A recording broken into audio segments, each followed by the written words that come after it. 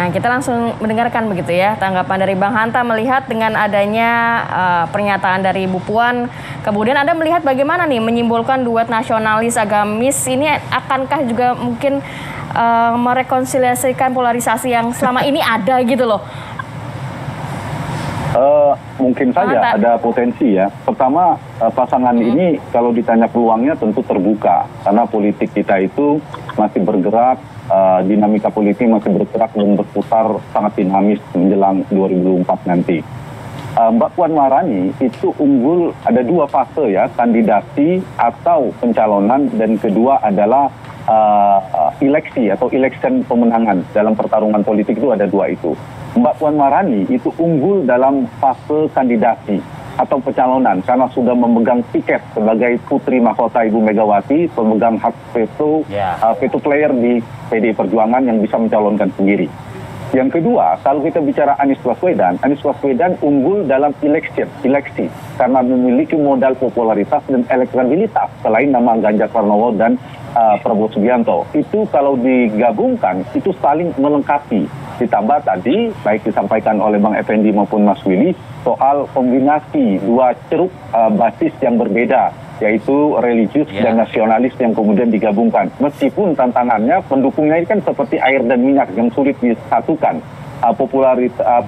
Polarisasi itu bisa terjadi, tapi saya ingin menjawab pertanyaan tadi, bisa jadi mereka kebingungan tetapi mencari idola-idola baru. Saya kira begitu. Yang kedua, saya membacanya, wacana ini dimunculkan oleh Mbak Puan Maharani itu bisa dibaca sebagai strategi politik untuk meninggikan posisi tawar politik Mbak Puan. Karena Mbak Puan yang memegang tiket, saya tidak harus dengan Pak Prabowo loh. Saya bisa dengan Ganjar Pranowo yang juga santer kemarin diisukan. Kemudian saya juga bisa dengan Anies Baswedan. Kira-kira begitu. Sehingga dengan demikian alternatif politik atau opsi-opsi politiknya lebih besar. Dengan demikian maka karena pemegang tiket posisi tawarnya relatif menguat. Tinggal kalau ini sekiranya seandainya pasangan ini terjadi yang tentu peluangnya tidak kita di luar dugaan. Nah, yang sering disampaikan ide ini oleh Bang Effendi Simbolon.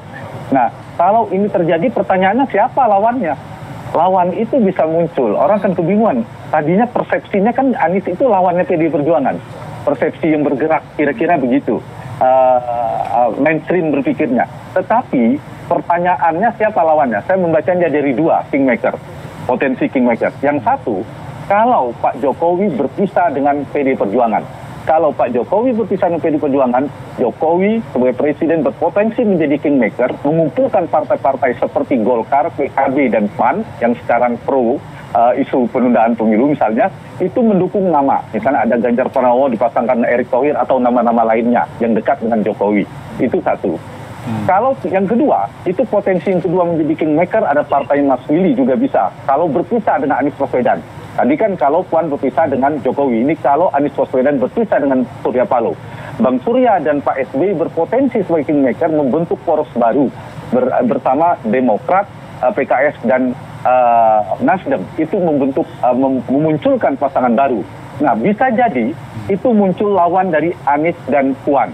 Tetapi bisa juga tiga. Kalau kita bicara tadi, Anies Puan, porosnya Jokowi atau porosnya SBY bersama Pak Surya Paloh. Semua punya tantangan. Tantangannya apa? Apakah mungkin Pak Surya Paloh dan Pak SBY bersatu menjadi kingmaker dalam koalisi yang sama? Itu banyak peluang-peluang. Sama juga kalau misalnya bicara realistis, Nasdem kembali bersama PDIP juga tantangannya akan mendukung Anies dengan pasangan ini. Jadi saya kira ujungnya terakhir dari partai-partai ini akan melakukan kalkulasi secara realistis, yaitu mana pasangan yang bisa bertarung berpotensi memenangkan pertarungan. Jadi jangan kaget, kita tidak perlu terkejut. Sekarang juga Pak Prabowo bergabung dalam pemerintahan dan seterusnya. Besok juga tidak menutup kemungkinan itu terjadi ternyata misalnya ya dengan segala hormat kepada Gerindra, misalnya di politik, Pak Prabowo memilih menjadi kingmaker, mendukung Anies yang dulu didukung di DKI, kemudian Ibu Mega, Puan Maharani, terjadi ide Pak Effendi Simbolon terrealisasi misalnya. Ditambah tadi ada Pak SBY. Bisa terjadi begitu ya? Sangat mungkin. Jadi saya tidak mengatakan peluang ini lemah, peluang ini kecil, peluangnya relatif sama semua. Gimana? Bisa mendongkrak juga nggak elektabilitas nantinya, Anda melihat? Ya, kalau Anies Baswedan, Mas Anies ini punya potensi elektabilitas ya. Ketika capresnya itu punya, kita disebut ada dinamika apakah Puan Anies, Anies Puan, tetapi potensi itu tetap ada. Dalam pertarungan politik itu kan jangan lupa siapa lawannya. Kalau lawannya sangat kuat atau lawannya tidak kuat itu juga berpengaruh. Jadi kalau ditanya peluang elektabilitasnya, dua figur ini punya potensi. Jadi ada 3 figur yang memiliki potensi elektabilitas cukup kuat, itu Anies Baswedan, Ganjar Pranowo, dan Prabowo Subianto. 2 nama baru yang paling menarik adalah Anies Baswedan dan Ganjar Pranowo. Tinggal PD Perjuangan, apakah akan misalnya posisinya Mbak Puan harus jadi capres atau cawapres, katakan kita realistis cawapres.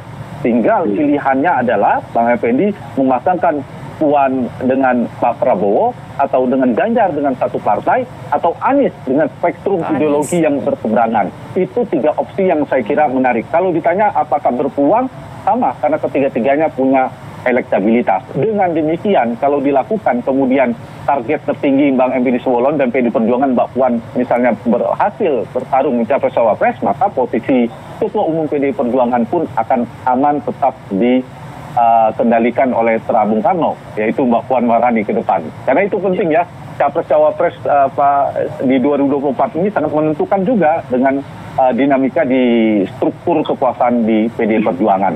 Saya kira lagi poin saya, pergerakan politik kita sangat dinamis. Gimana Mas Arif? Mas Hanta, sebelum jeda nih ya, singkat aja Mas Hanta. Kita menyebutnya Puan Anies atau Anies Puan? Kalau mau realistis, saya bicara realistis. Kita bukan inginan pencalonan kan Pak Effendi Simbolon ya. Realistis tentu Anies Puan Maharani. Oke. Kita jeda dulu ya. Anies Puan Maharani.